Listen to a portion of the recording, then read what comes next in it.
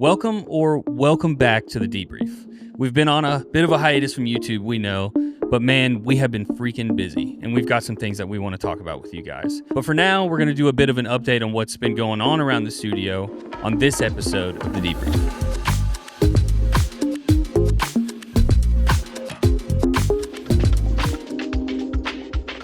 So I think we're going to briefly discuss kind of our shots. Obviously, Isaac and I have flipped sides, so he used to sit over where he is, but we've made some changes at a lot of the stations that we have. These stations. We've done some removal of some things, and we built a whole new rack that we put over in the actual studio space so that we could clear out this tabletop.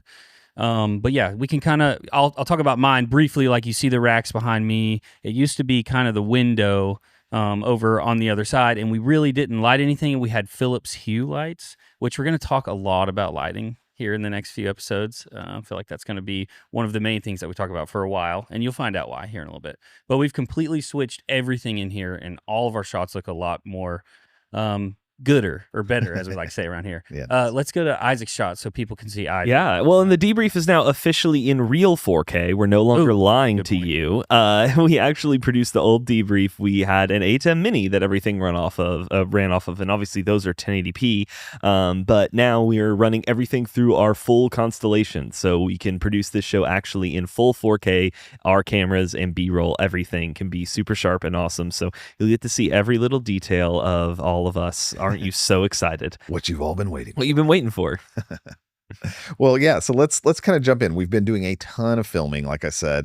We haven't had a lot of capacity to even sit down and do a debrief. And so what we're hoping to do in this episode is just kind of catch you up on a bunch of different things that we've been doing. And then we'll do some deep dives like you're traditionally used to with some of the other debriefs as we move forward. But for now, let's kind of get started. So what's the first one on the list that we're going to kind of look into? Okay, so we had this group of educators come in, and they wanted to look like they were in a coffee shop vibe, which we have been doing a lot of recently. We feel like a lot of people ask for that. So it's been interesting to come up with different ways to make a coffee shop look cool and normal.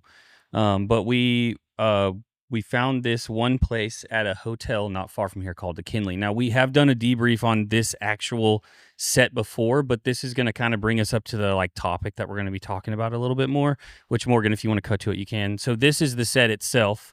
So this is, you can see here, this is our friend Stefan, him on the green and then fading into the set that we had built. You'll recognize it here in a second. I'm kind of teasing it and showing you this like this now, but here in a moment, you'll see exactly why I'm doing it that way. And then here is the side shot, which is one of our favorite side shots because we get a ton of course, in this clip, it's not going to happen, but we get a ton of action over in that window. There you go. Yeah. So, and we have a good reflection coming off of that big light that we like to use over on the side, and it kind of emulates those windows. But Jay, that's not the side it's normally on. That is not the side it's normally on. So here, let me open up our other timeline.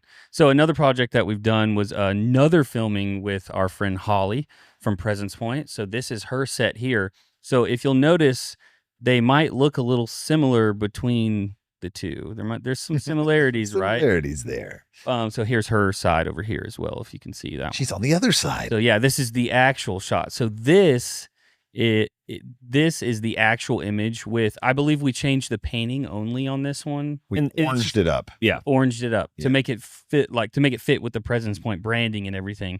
But so this time what we did was we flipped it, so we lit everything the opposite side, and you'll notice that painting and that wall are completely different, and that's because we use one of our favorite tools called Generative Fill, which we'll kind of dive into further in videos when we talk about the plate filming process and how to get more out of the things that you film to be able to do more and to be able to just put a bunch of variety. Sometimes when you use the same plate over and over, it can feel very stale, but if there's an easy way to bring some variety to these sets to make them feel better and then different between entities that are filming with us, I think that's something that we want to dive into because we find that very interesting and very helpful. For sure. And I would just say on this, what's cool about this with Photoshop's Generative Fill is we're able to take that, basically select that area of the video where the painting is. And I don't know, maybe it took 30 minutes or so, 40 minutes, something like that, just for us to kind of work on prompting and try to figure out what should be back there and kind of adjusting little bits of it until we got it exactly where we wanted. So just know this is something, if you're shooting on plate, what a great tool. And of course, we had to take into account some light changes and some things are going to kind of happen. So you have to kind of really strategically think about how we're going to cut around that. But I feel like it's a similar but very different feeling plate. We also changed some of the focal angles and camera angle. We changed a few other pieces of it to just kind of give it a little variety. Yeah, I think we did a great job. I'm really happy with how that I think my favorite part about this, and I don't want to say too much because we're going to make an entire video on this, but I think one of my favorite parts is like we love the look of Holly on her set, and we're like, man, we wish we could deliver that. And it's like, oh, wait, we can. If you just flip it and then do some things, it's like, oh, we're getting that same cinematic feel. We're just changing different aspects of the plate. And that's my favorite part, is being able to stick with those things that we're good at lighting and making look awesome. Yeah. So that was great. Well, let's go on and kind of show some of the other stuff we've been working on between now and then. So what's another thing that we've got on our list? So another one here is something else we're going to talk about, but this is our friend Dean Sykes, who came in and filmed. So I'll show you the main shot here. So Dean wanted to look like he was backstage. So as I play this will bring into what we kind of did. So Dean is a speaker who goes around to all different like high schools. Yeah, right. Yeah. And he has a really important message, and what he does is really awesome. So he wanted to look like he was sitting backstage, like after he had got done speaking at an event. So this is an Unreal set that we did of a theater that we got. But this isn't the cool shot. Like, this is cool. Then and then in vertical framing, which he uses his stuff mostly on social media. So we did a whole different framing style where we kind of backed it out a little bit so that when it became a reel, we had like a window of space. But anyways, the cool shot, and what we'll talk about, is the motion tracking that we did, handheld motion tracking with Vive Mars. And Morgan, maybe you can talk about the focus wheel they gave us briefly, talk about how we use that real quick. Absolutely. So, on this one we had the handheld cam, and with the Vive Mars, they have their wireless focus puller motor. And so we were able to give that to our camera operator, and they were able to pull focus in real time to keep everything in. And of course, all that can come into Unreal Engine and kind of influence the depth of field that you see in the shot as that's occurring here. And we find that the Vive Mars does really, really well with handheld shots. It seems to perform its best in those moments. Yes. Because you're getting all that data. It's super precise. It's getting all those shakes and bumps. And sometimes when you're on a tripod, you may not see it slightly shaking, but the Vive Mars will definitely pick all that up. So I think this was a really good use case to kind of show off. Typically, we've been using the Vive Mars to just kind of generally get our positioning in place for the cameras from Unreal Engine. So, yeah. And also, there was a lot we learned about Unreal Engine during this production, which we'll dive more into then. But we found a whole separate version of Unreal we had to go compile and everything. There was a lot, Morgan, that you and I learned about Unreal during that, and how DLSS can be great until it isn't. Yeah. That sounds like it's going to be a pretty cool video. It will be. It will be. Subscribe. Yes, you should subscribe. One other thing that we did with Dean was he also wanted to do some thank you videos to some donors that he had. And this will go back to Generative Fill because we've used this set before. I think we've done a debrief about it. But this set that he was on, we changed the bookshelves a little bit. I won't dive too deep on that because I think there's some details that we can talk about on another episode. Sure. But that one looks really cool. And then this is one of our favorite side shots of all time. Yeah, it's so pretty. What you don't realize is that's a full bar over there. And that's why that looks so good, because we got those ambers and those candles burning over there. It was awesome. So that was the side shot on. That's really great. So in that same day, we went from a interior backstage of auditorium with moving shot, all vertical formatted, and also a nice looking shot for horizontal. And then we switched into this study and did that all in the same day. So that was a super cool thing. So we're going to move from that. And then we had speaking of kind of switching between two sets, right? We had a client come in and they wanted to have two very different sets in place. And so someone take away how we pulled this off here. Okay. Who wants to do it? Do you want to do it or? Sure. Okay. I feel like I've been talking a lot. Yeah, you're good. I feel like you should take this one. Man. Yeah. So this was fun. So we had this group of educators who kind of came in and they were doing sort of in-service training for teachers, specifically shop teachers and healthcare providers or health teachers. I don't know how else to phrase that. Healthcare providers. Healthcare professionals who are becoming teachers. I don't know what We don't go to school. I didn't go to college for this. Anyways, so we started though with this shop class, and as many of you may know, if you're avid Debrief watchers, we're directly next to a shop, which meant that we got to shoot a shop plate and then use it in the studio. So this is that set on green, and then you can see the actual set behind him. I love how this set looks. Yeah. I think this is legitimately one of my favorite sets we've ever done. Cool. I'd like to point out special attention to the little sawdust that I put on the table on the right side. Yes. Well, I remember I mentioned that. I asked Tyler the day of. I'm like, "Wait, who put the sawdust out there?" And he said, "Andre." I'm like, "Yeah, that's the vibe for it for sure." Funny. But yeah, having the side shot and everything, it all looked super incredible. And this was an interesting plate because we shot it with the 6K full frame. So we'll have to talk about that in more detail later. But we then later in the day switched to a completely different set in Unreal Engine. But you'll notice all the camera angles stayed the same. So all we had to do was shift around the colors of the lighting. Jay, you all had presets dialed in, and it was so fast to switch between these sets. It really just, it looked great. And this set, what we did find looking into it was that it's hard to find a hospital in Unreal. But we found Zombie hospital. Zombie hospitals, they got they're all the rage. Yeah, so it's hard to find some of those things. But we found one that worked well for us, and it looked really great in the end. And it was super cool to be able to see how we can switch sets quickly. And I think something we, really want to change camera angles a lot, but I think you can change the vibe of a set even with the same camera angles. So coming up, we have another group coming in a couple weeks that I know wants to have some different sets. And I think part of my goal is like, well, let's keep all the camera angles the same, but just change the lighting in the set and it'll still get different vibes for them. Right. So that because all of our lighting is controlled through DMX, we're able to go in currently using Luminaire and set those scenes appropriately. And then because we shot that physical plate of the actual workshop with all the different sets of, all that looking that way, the table and everything you see in the foreground, that's all physical on the set. Then we were able to just super quickly basically pick up that table, pull it out, put down the white table. In fact, we have a little thing that we can show you that a friend of ours came by, another studio that we're doing some consulting with, and he was like, hey, I want to show my leadership what it looks like to kind of do this. And this is this cool transition that we did there.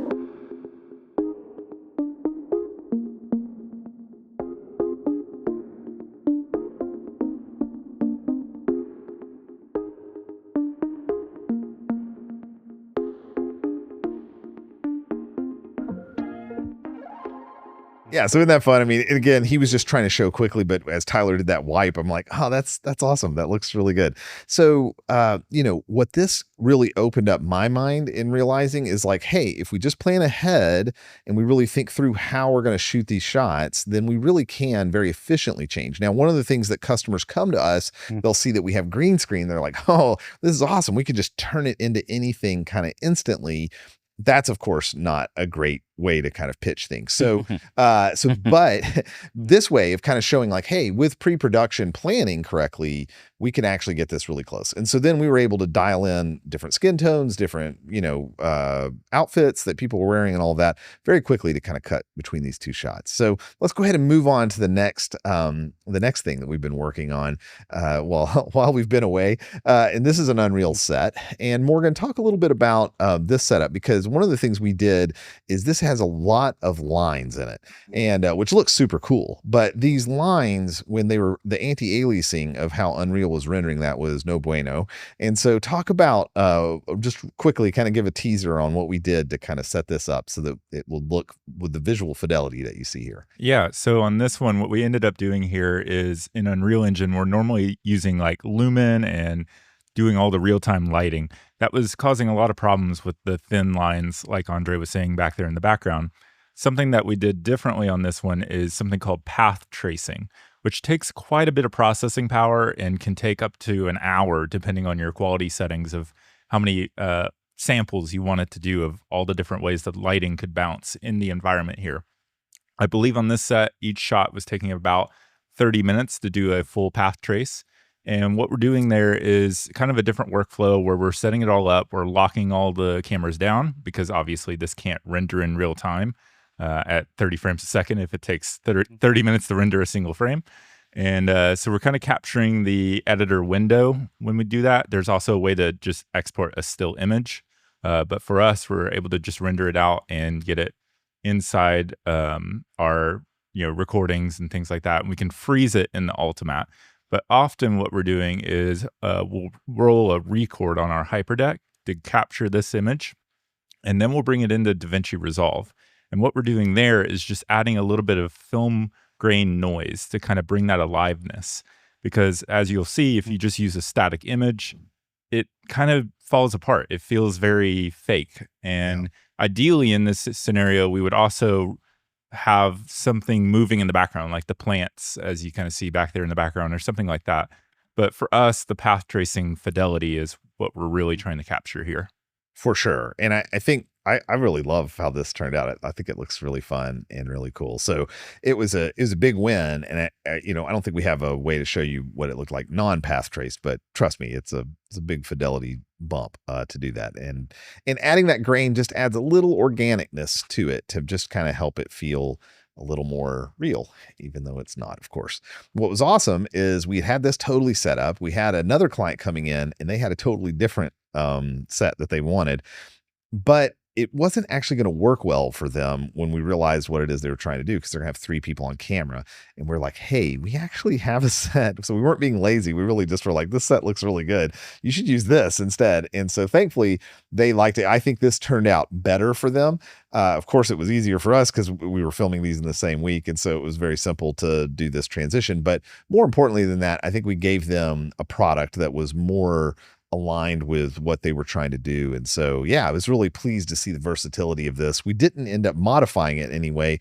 The lighting and all of that was already all in place, and it was like, this feels great. So, but yeah, totally different people sitting on this set, totally different topic. But I think it worked out really well. There is one modification Yeah. I will say on this one, though, is the main difference is on the other one, you'll notice they had mics in front of them. Yeah. In fact, it was some of these mics. I hate, by the way, hold on.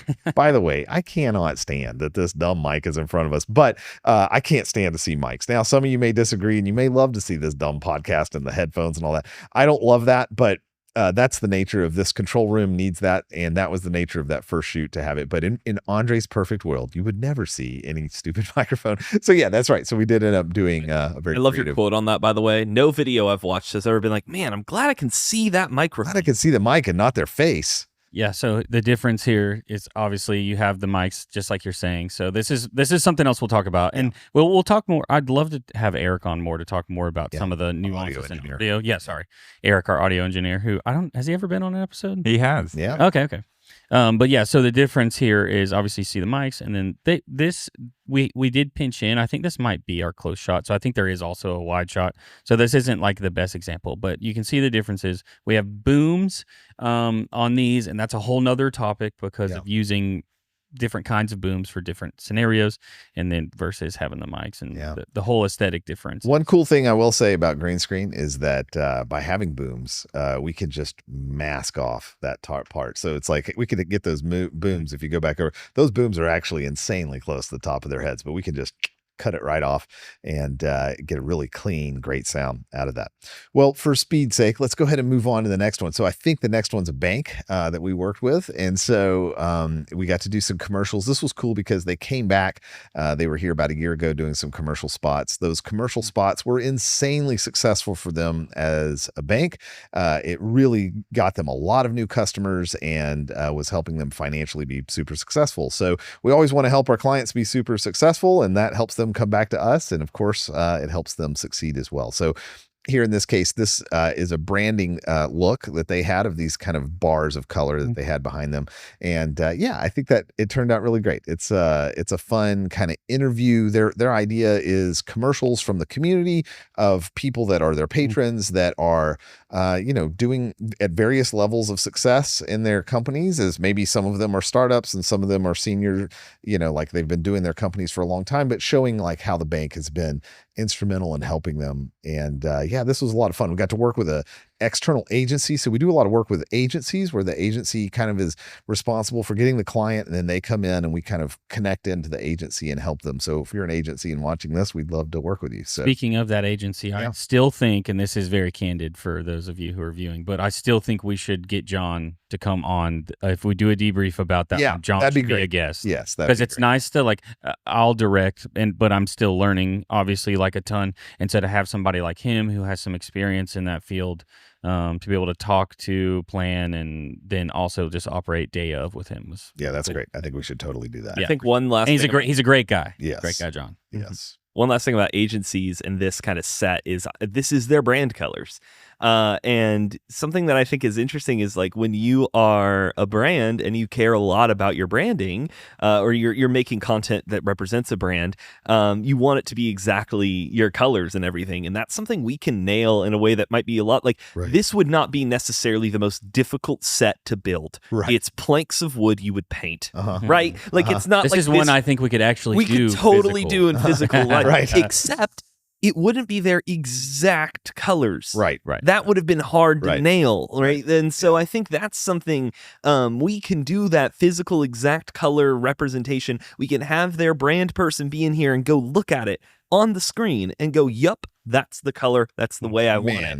Speaking of exact colors, we went on the news and man, boy, that did not work out the way I wanted to on one of those times. So we had a client, we went on the news with him, and man, I had him so dialed in. He looked great, but he didn't look like news, I guess. Oh yeah, here we go. So here you can see that shot. This is actually after I even adjusted it a little bit for the news. They're like, can you make it a little brighter? So I had a nice shadow side. I had a bright side. I thought, man, this is a pretty money shot. Now you'll see some of the highlight over on the right side of the screen on his head. That was me kind of adjusting it for them because they were like, it needs to be brighter, and we had to go live in like 28 seconds. So, but I wouldn't have had that big bright light there, but I had it totally dialed in. Just trust me that it even looked a lot better than this. And then the result we got when it went on air was for me, something akin to catastrophic. I don't know what happened. And I'm like sitting here like, what is because now I understand why they were asking to change the colors. I think we can show you. And it's like, oh no, what in the world happened? I'm over here like dying, and Morgan's like, it's not us. And it's like, I'm like, I know. I'm just like, why is this happening? Here's your contrast. Here's what it was in studio.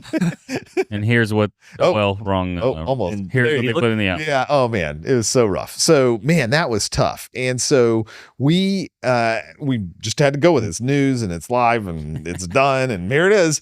And so, but we're like, what in the world? Like I'm thinking maybe the decimator or something is kind of like, well, we thought maybe the return feed was bad, right? But it actually aired like this. It aired like this. Like we watched it later that evening. This was a pre-tape. Oh man, this was so hard for me. I couldn't even look at it when it aired. I'm like, oh no. So anyway, we had this. He did a great job. I felt like I had a nice look to it, but anyway, so we actually contacted the news station and started a dialogue with them of like, hey, we sent you something that looks like this. Morgan did an awesome test of like, hey, let's do a return back. And we used something called LTN networks to push this across. We had everything metered, scoped, everything was in the correct amounts, and but what happened was the engineer there just decided it needed to be more whatever or less whatever and made a color adjustment. And I think they were I don't know what they were doing, but it was a bad call. Skin tone. Yeah. So his skin tone, he's from Colombia and he just has a natural kind of color to his skin, and that is the color of his skin. And so I think they were trying to overcompensate for that, and they just made a mistake, I think, from my perspective. And so after that, the good news is he got called back to do some more TV. I don't know if we have that one easy to show, but we were able to do that again, and I lit it differently, killed the shadow side, and did it more news like, and had that set up for us to film with that. And so the nice part is after having that conversation with that news agency, we were able to the next time it looked exactly like what we sent them. So that was a good fun thing that we did. I think that'll be a video we go into. Also, one thing that as I've been gathering these clips together and I messed up and I didn't add, we went on TV with Blue Cross Blue Shield. So I think we'll kind of compile those into one episode to go over some different Yeah. things with when we've gone Going live on television. Yeah, and we have some other shots of in the control room or in the studio too. So if you want to pull that up, Morgan, like there's some behind the scenes footage of us in there, like day of when we were working with them and getting them set up. So yeah, it was great. Cool. It was great. So we'll go into a lot of those details, talk through a lot of the things that we were working through on that for sure. So so after we kind of look at that, we've got we did another client that was an Unreal client and named Forge, and so they had a live event. This was their second time coming to us. We have a full debrief about it here. Yeah, nice. Da-ding. But here, this is the second time they came. So same set, different co-host with this. We went for a little different lighting on this. I think this was really fun, really pretty.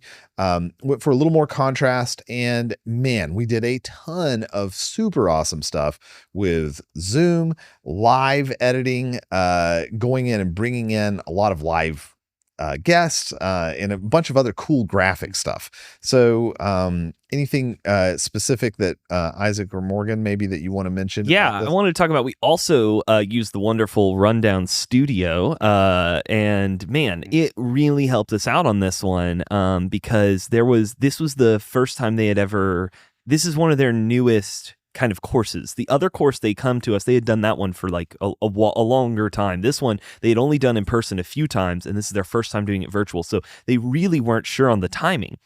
And so we still use that same Pro Presenter stage display setup from last time, but alongside it, we ran a separate Rundown Studio rundown, and that let us go, hey, we're running ahead of time here. What should I cut time from? And they have a producer who I sat next to and could communicate with her and go, hey, what should I cut time from? What should I add time to? Kind of balancing that throughout the day. And then what's amazing is now we have that, how long everything took. And so I can now take that when we start planning. They're coming back next month, right?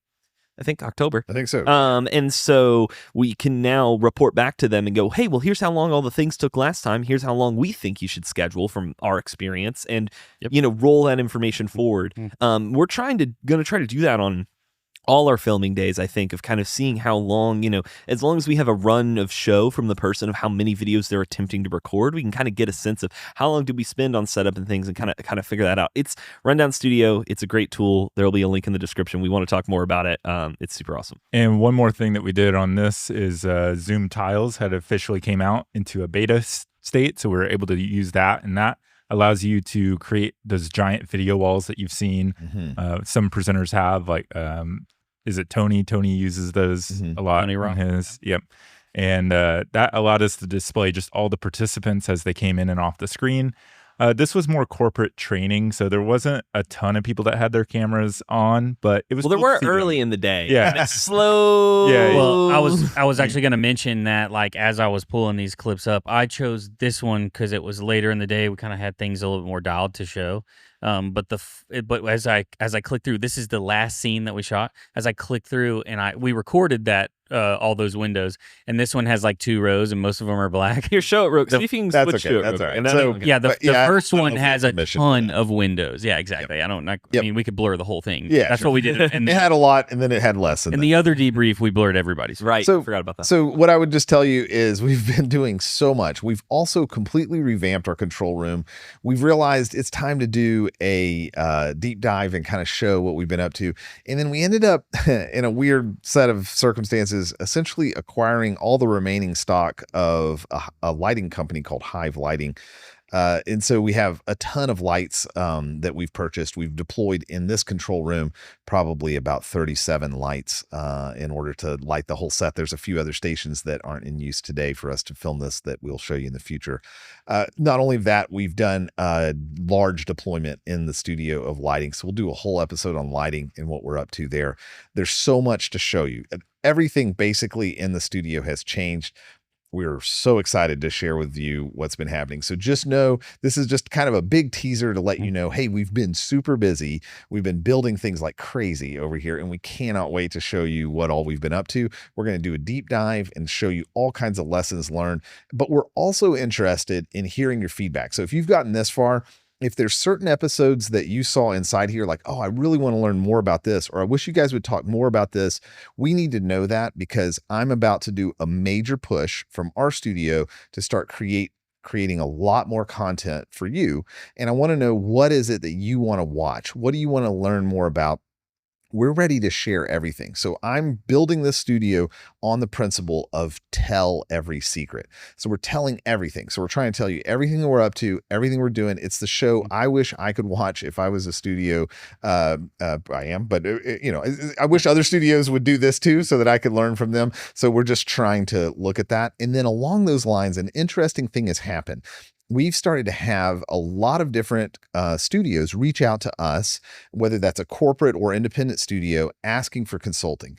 And so we are also announcing in this that we are ready to do some consulting. So as we've been kind of talking and working with other studios, in fact, we've already done a huge studio deployment. We'll make that in a separate video, a massive, very large studio that we built out.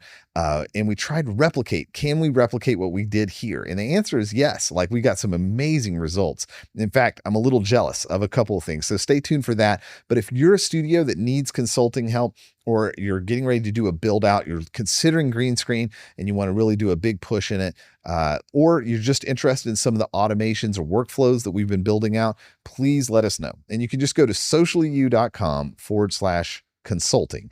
And there you can see everything about how you can reach out to us, fill that out, contact us. We would love to hear more from you and just kind of get to know you and see. And we've talked to people in the UK, and we've had people reach out from Dubai, and all parts of Germany, all parts of the world have been reaching out to us, which has been so cool and so fun to see. So just know we're humbled by that. We're excited by that. And we're interested to do a big studio consulting push. So sociallyu.com/consulting. We'd love to talk to you and hear about your project and see if we're a good fit for you.